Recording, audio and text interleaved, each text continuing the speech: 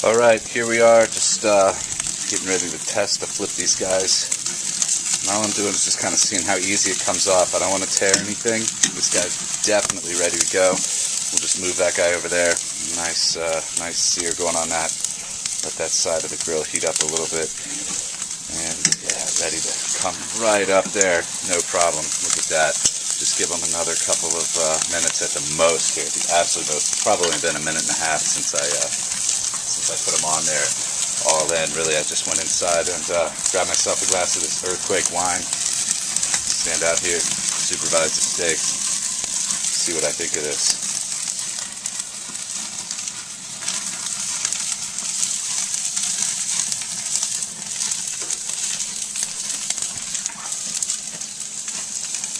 And again, all I'm looking to do right now is just sear the meat. I'm not really looking to cook it so much as just get a nice crust going on the outside and some nice searing.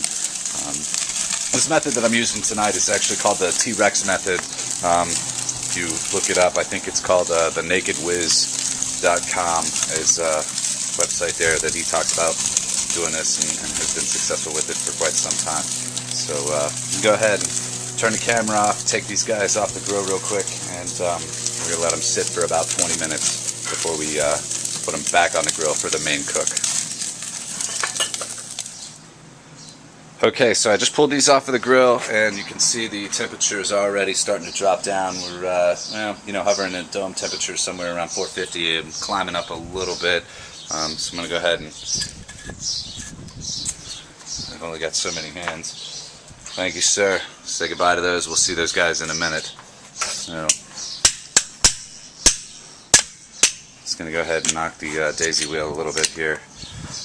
Shut that down. Tighten it up there. Control the temperature. The other thing that I've got going on down here is the entry fence, and you can shut that as well. So I'm going to do that. Let the big green egg chill out for a little bit. Like I said, 400 degrees is the temperature that I'm looking for, and we'll be back in about 20 minutes. Alright, here we are, still Sunday night. The steaks are chilling. Just wanted to show everybody what we're actually celebrating here. This is New Doodle Day for us. This is our brand new puppy. His name is Arthur, and he's a Labradoodle. Kind of a impulse decision there. We called our breeder on Friday, and she was able to hook us up with this guy today. He's 8 weeks old right now. Kind of tuckered out, sleeping on the couch there. Over here, hey Dewey, is Dewey. He's our other Labradoodle. He's just over 3 years old. So it's a Labradoodle celebration day. Yep, right on. You can tell he's quite happy. He's always happy when we're cooking steaks because he knows he's usually going to get some. Hey Dewey, would you like some steak? Would you like some steak? Do you want some steak? They're going to be good friends. Alright, here we are. So it's been about, 18 minutes or so. I'm kind of getting impatient. I know I said 20, but I'm going to go ahead and put these guys back on the grill. Temperature's right around 475 right now. A little bit hotter than maybe ideal, but that's okay. That's what's going on at the dome, not necessarily what's right here on the grate. So go ahead and grab this guy right there. Some of you guys might be wondering why we would sear these and then take them off, and the reason behind that is that meat's a muscle, and you give it a little bit of time to relax after the sear. It's going to calm itself down. It's going to be that much more tender. And so the daisy wheel is just kind of barely open right there, and I opened that up a little bit, maybe farther from the last time you saw it, but the intake, we'll just go ahead and give it about a ½ inch right there. And at this point right here, I'm going to do probably, maybe 3 to 4 minutes on each side, and we should be good to go after that. So we'll be back probably when it's time. Alright, so I just thought I'd give you a little rundown so far of the Earthquake 2006 Cabernet Sauvignon from Lodi Vineyards. Well, as you can tell, the decanter's maybe about halfway full now, and this is probably my third little half glass of it right now that I've been drinking.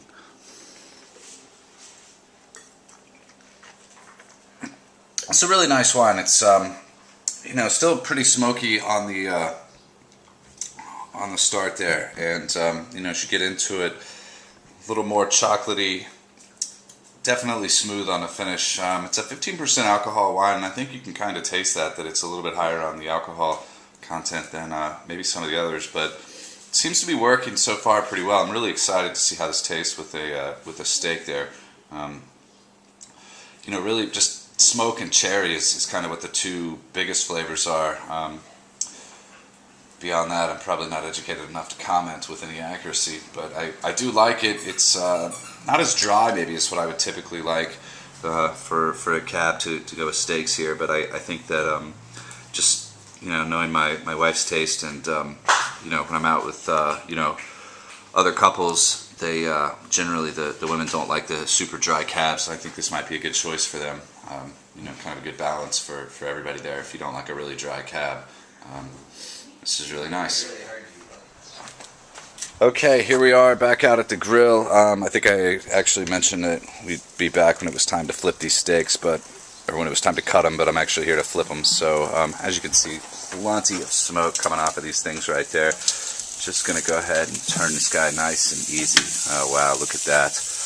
And you see I'm moving these to a cold part of the grill. I'm not just flipping it over right where it was. I'm setting it back down on a different part of the grill there just to make sure that the grate is hot. So we're going to shut that guy down, slide the daisy wheel closed again, and you know, I really can't imagine that this is going to be more than about 3 or so minutes on this side before we are ready to cut into these guys. See the temperature right there? It's about 300. It was 400 right when I picked it up, so that's right the temperature I like to be at when I'm doing this kind of stuff here. So we'll see you soon. Alright, so time to scoop these guys up off of the grill here for sure. Maybe got distracted a little bit there, but no worries. Go ahead and shut this guy down. This is what they look like. So right now, what I like to do when I pull these off, just set my tool down, is I like to bring them in the house. If I keep in my freezer here, just nice little mix of green peppercorn butter, and you know, this is really the secret to how I stay a fat guy. And I just, you know, cut some of this off here. Go ahead, get a little bit thinner than that since these are kind of wide steaks, and you know, just put a couple pieces right on top. Let these sit for about 5 minutes or so before we dig into them there. Let the butter melt and let it do its thing. Alright.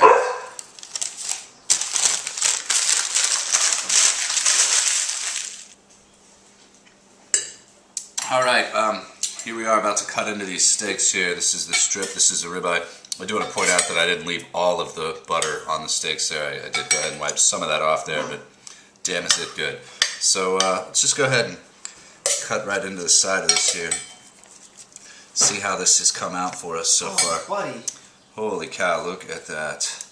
Alright. I think we're, I don't know if you can see that or not, but I think we're headed into the right direction here with that one. Let's go ahead and see how this other guy came out. Just go ahead and tear right into the middle of that. We'll cut that out. Just like that. So, like I said before, I did kind of forget about these a little bit, but I think we got lucky. And that's pretty good looking, maybe a little bit more medium than medium rare, which is how I would normally like it, but I think this is going to be a good meal. So we got this steak here, the earthquake wine. I see a bunch of cream spinach and other vegetables on my plate that I don't know what they are. I know I'm going to have a good night.